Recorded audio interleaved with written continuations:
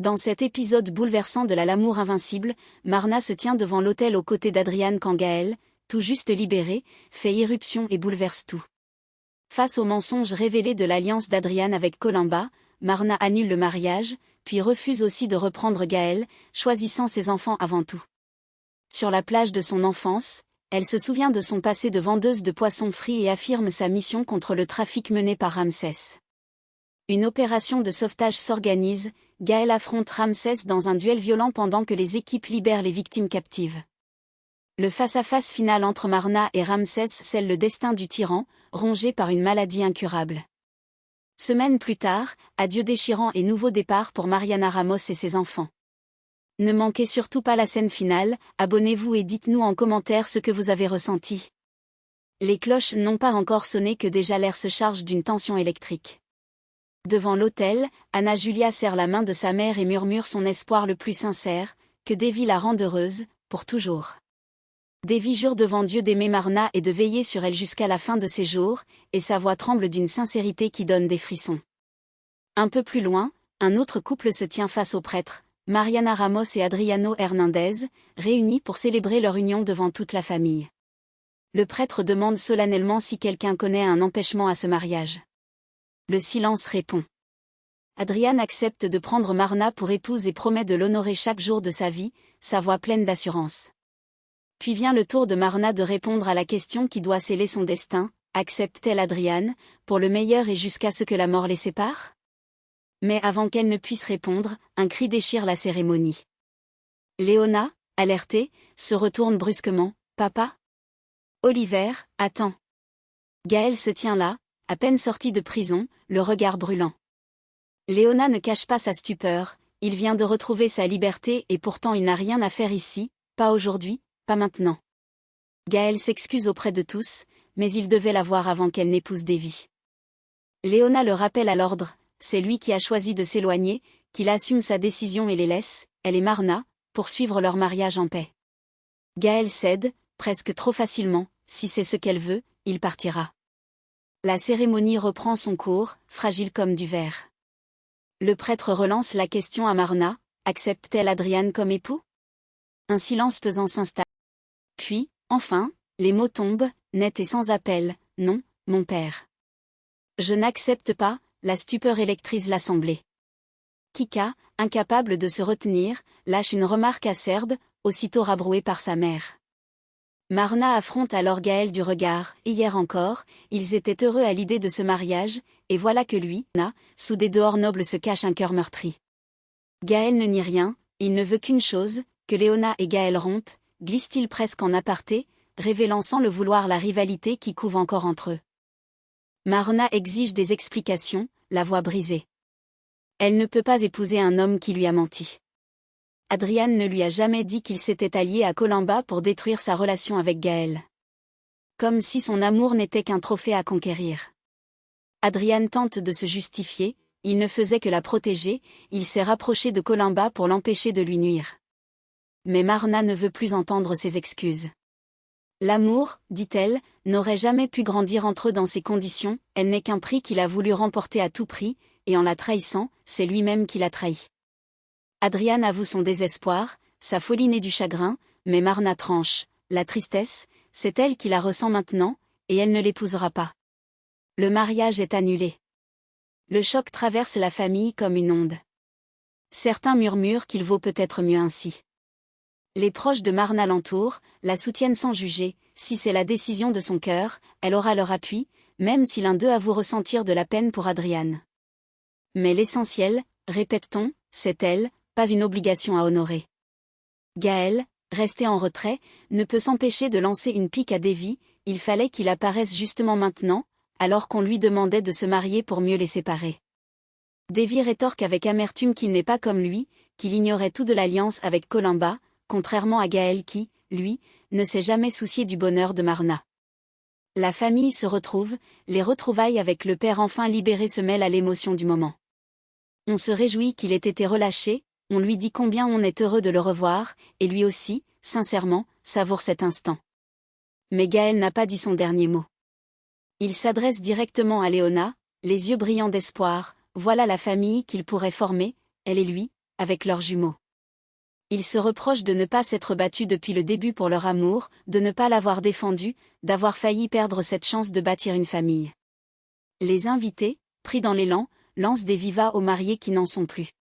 Gaël la supplie de le laisser revenir auprès d'elle et de leurs enfants, de reconstruire leur famille par un nouveau mariage, pour toujours réunis. Mais Léona, la voix ferme malgré l'émotion, referme la porte une seconde fois. Elle est désolée, mais elle ne peut pas non plus l'épouser, lui. Elle a compris qu'elle n'a pas besoin d'un homme à ses côtés pour être heureuse. Avec ses enfants, elle a déjà tout ce dont elle a besoin. Ce sont eux qu'elle choisit, et qu'elle choisira chaque jour de son existence, chaque année que Dieu leur permettra de vivre, pour reconstruire cette famille qu'elle a perdue. Ses enfants, dit-elle en les regardant, sont son amour invincible. Et sur ces mots, elle s'éloigne, laissant Gaël seul avec ses regrets. Le temps semble alors suspendre son cours, et la scène glisse vers un souvenir plus doux, presque hors du temps. Sur une petite plage, une mère raconte à ses enfants comment, autrefois, elle vendait du poisson frit ici même. Elle mime son ancien cri de marchande avec un sourire nostalgique, et les enfants s'amusent à l'imiter, maladroitement, dans une scène pleine de tendresse qui tranche avec la tension du mariage brisé. On rappelle aux enfants qu'ils tiennent leur force et leur courage de leur mère, Camilla et Jacinta, mais aussi de Davy et de Gaël, qui resteront à jamais des piliers de leur vie. Puis, sans transition brutale, la conversation bascule vers un sujet plus grave. La fondation pour les victimes de la traite grandit chaque jour, mais tant reste à faire, il faut encourager les dénonciations. Et surtout, Ramsès, lui, court toujours. La mère l'admet à voix basse, sa mission de justice demeure inachevée. L'action bascule alors brutalement. Dans l'obscurité d'un entrepôt, une opération de sauvetage se prépare. Depuis des années, ce complice le confie, il n'avait pas réussi à arracher ces femmes des griffes de ce monstre. Cette fois, rien ni personne ne les arrêtera. Il faut une diversion, quelque chose pour attirer l'attention du bourreau, le temps de gagner quelques précieuses minutes. La décision tombe, sans hésitation, affronter le père, quel qu'en soit le prix, pendant que les autres libèrent les innocentes. Pas une seconde à perdre. À l'intérieur du repère, l'alerte est donnée, un intrus. Les hommes de Ramsès se ruent, encerclent l'intrus, prêts à en découdre, tandis que les clients arrivent déjà. Mais l'intrus n'est autre que Gaël, venu défier Ramsès directement, d'homme à main nue, sans ses hommes de main. Ramsès ricane, pourquoi jouer le jeu quand il pourrait simplement le tuer sur le champ? Gaël propose un pacte à quitte ou double, s'il gagne, il rejoint Ramsès, s'il perd, il se rend. Un seul des deux survivra à cette nuit. Pendant ce duel à venir, ailleurs dans le complexe, les équipes progressent, éliminant méthodiquement les hommes de Ramsès au fur et à mesure de leur avancée. La conviction est unanime, toutes les captives sont regroupées au même endroit, il faut toutes les sauver, sans en oublier une seule. Le combat entre Gaël et Ramsès éclate, violent, brutal, chaque coup résonnant comme un écho de toutes les souffrances accumulées. Ramsès, méprisant, assène que les émotions désorientent Gaël, qu'elles le rendent faible, qu'il n'arrivera jamais à sa cheville. Gaël encaisse et répond que c'est Ramsès, en réalité, qui se trompe, qu'il ne l'a laissé gagner que par calcul. Mais Ramsès insiste, être humain, être faible, c'est la même chose à ses yeux. Le combat redouble d'intensité.